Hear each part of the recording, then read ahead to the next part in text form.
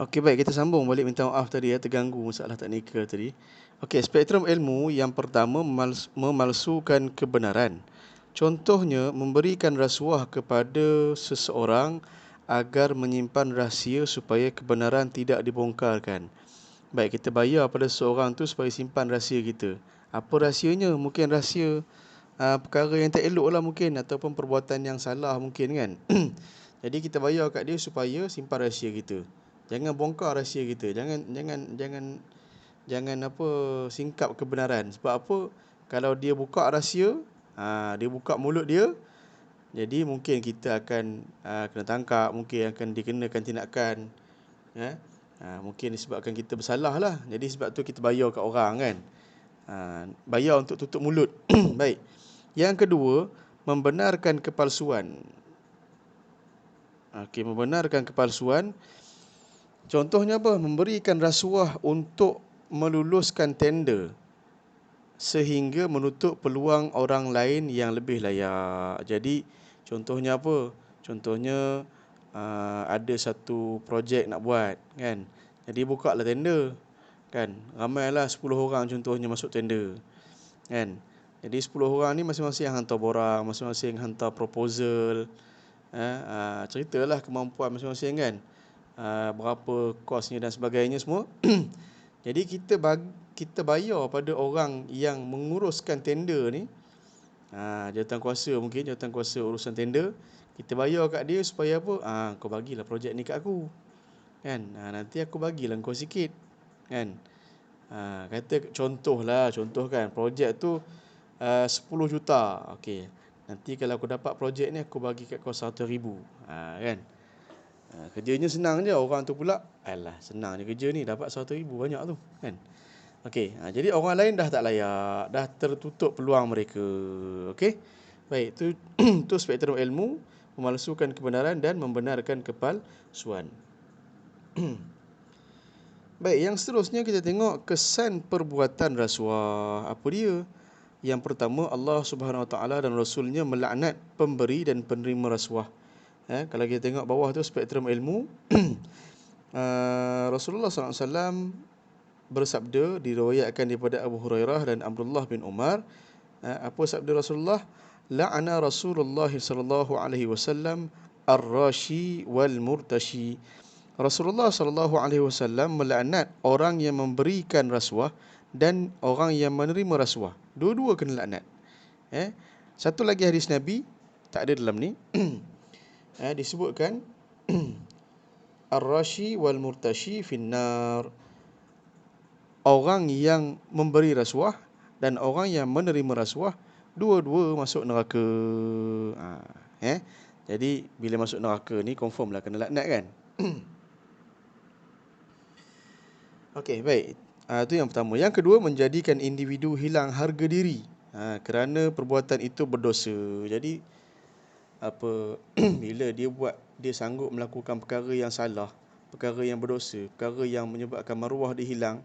Jadi hilanglah maruah dia, hilanglah harga diri dia. Kan? Hilang pertimbangan dah. Kan? Sehingga sanggup melakukan perbuatan yang tidak bermaruah, Baik, itu yang kedua. Jadi orang pun tak hormat dah kat dia kan. Alah, dia ni dapat projek rasuah je, bukannya bagus sangat pun, contoh kan. Dia ni menipu je kerjanya, contoh. Baik, yang ketiga, melumpuhkan ekonomi negara akibat daripada kos pengurusan yang meningkat. Okey. Dalam video yang tadi saya dah sebut lah kan. Apabila orang buat projek 100,000 kan, tapi dia claim 200,000, 300,000. Jadi kos sebenarnya 100,000, tapi disebabkan dia tipu kos pengurusan, jadi kerajaan rugi 200,000 kan. Sebab bayar kat dia 300,000 kan. Jadi 200,000 hilang macam tu je. Untung atas angin je dia kan, tipu-tipu je. Baik, jadi negara akan bankrupt lama-lama. Sebab apa? Sebab rasuah. Okey. Yang keempat, meningkatkan kes jenayah dalam masyarakat kerana sifat mementingkan diri sendiri. Orang nak mudah kaya, nak mudah cepat dapat harta. Jadi buat rasuah, bagi rasuah, terima rasuah kan. Mula-mula rasuah, Akhir sekali contohlah kan, tak dapat sebagaimana yang dijanjikan, akhir sekali berlaku pula kes lain, kes pukul kan, kes jenayah yang membabitkan kekasaran, ataupun berlaku kes yang lebih ganas, kes bunuh pula contohnya kan. Berlaku pembunuhan, tak pasal-pasal keluarga dia menanggung susah akibat kematian kan. Okey, baik. Itu kesan perbuatan rasuah.